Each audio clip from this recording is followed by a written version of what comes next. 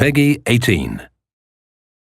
One of my earliest memories of music not coming from a traditional scene was the music for Metroid. I was completely caught up in that music.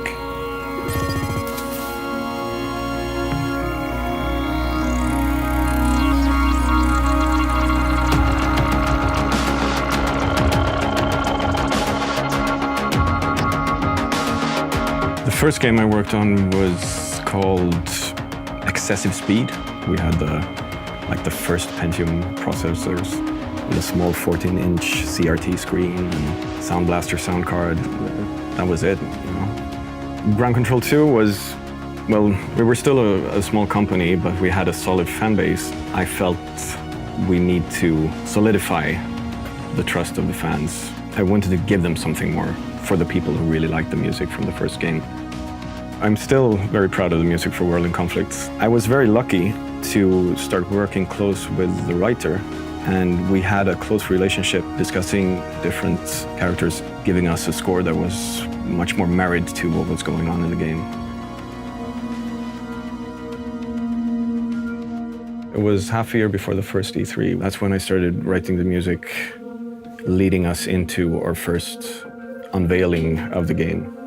Without any preconceptions at all of the sounds, I started investigating the story and the characters and figuring out where do the sounds come from in the world, in the story. There are going to be characters in the game that play different instruments, and you're going to encounter these people in different ways, in different locations.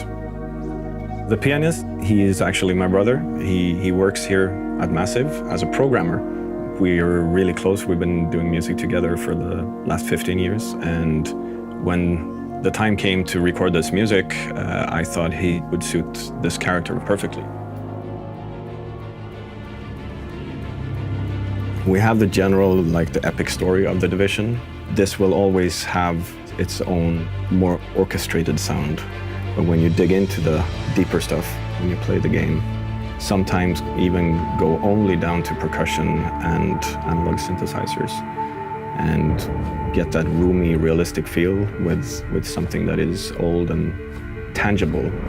Get the room, get the tone, get the feeling, and find a place for that in the game. Limitations is the key to invention in anything, really. I find so every single day I create music, it's about limitations. And what happens to people when society breaks down, they go back to their roots.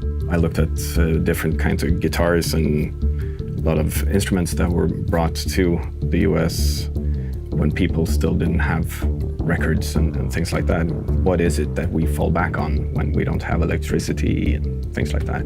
That was sort of building the basis of the whole score.